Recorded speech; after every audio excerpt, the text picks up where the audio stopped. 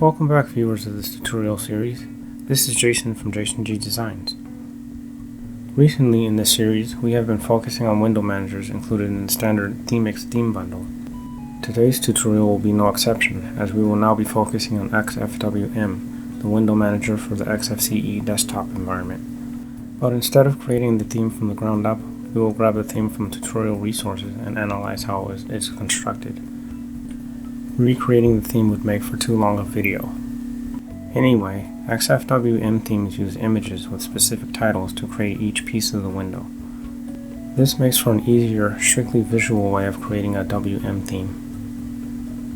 As shown here, the Window Manager theme switching application is now a client-side decorated application. In the previous version of XFCE, the application itself used a window.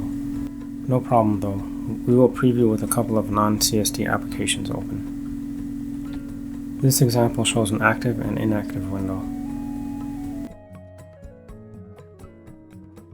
The ThemeX bundle already comes with an XFWM theme. However, since we are customizing it to match with the rest of our window themes, we can place everything in the XFWM folder in a temporary folder elsewhere.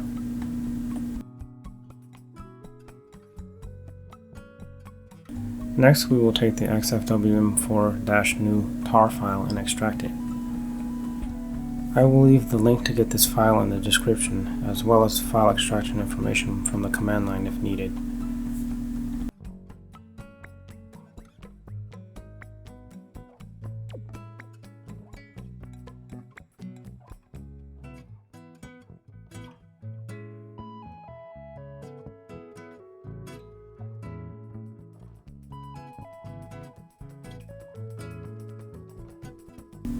We want to paste the images into the theme's XFWM folder. If you open, close, then preview the Window Manager application again, you can see our updated design. In this clip, I'm highlighting some of the window title images.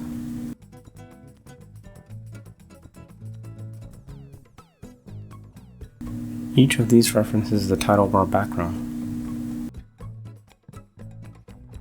On the XFCE wiki page for XFWM themes, it mentions 5 different title bar files: title-1-active, title-1-inactive, and up. Looking at the diagram, I concluded that these refer to the 5 slots in the title bar from left to right, excluding the top left and right corners. Thus, if you wanted a different style around just the title, you would create a distinct design for title 2, 3, and 4, with 2 and 4 being the title edge only. I haven't tried this myself, so it's just my own speculation. Then we have the top left and top right corner pieces.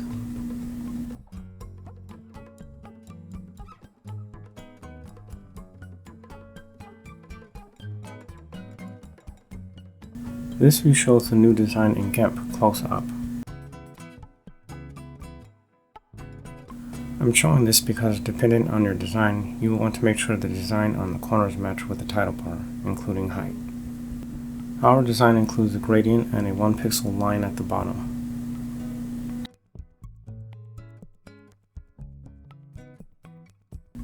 Each of the sides and corners pointed to in this clip are also images. If you wanted to make the edges thicker for more grab handle space, you could change the width of each image. For this tutorial, we will leave the side, bottom, and corner images as is.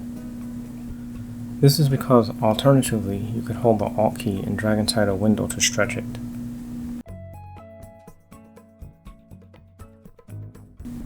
XFWM uses 6 buttons with 4 states each, requiring 24 button images.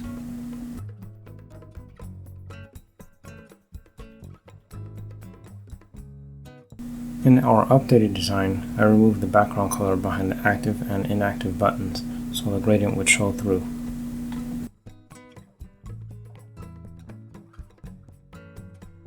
The XFWM folder includes a theme.rc file. In this file, we must change the button offset to 8 to accommodate the 8 pixel rounded corners.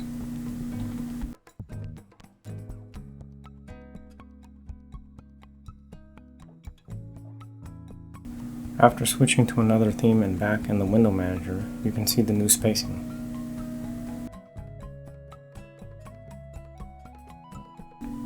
Let's make a few more tweaks.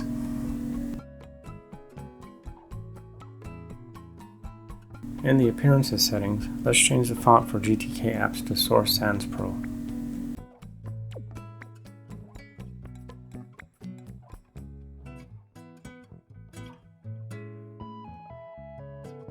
Source Code Pro can be used for the monospace font.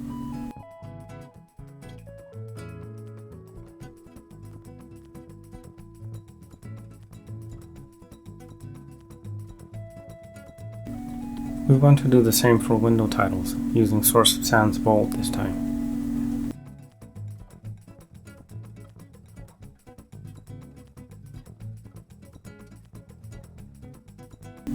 This will look better in a larger font size as well.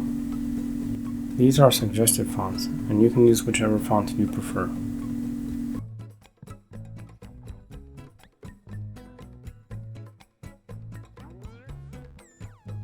That concludes this tutorial and the window manager styling portion. If you've been following since the beginning, that's 3 window managers. Pretty good.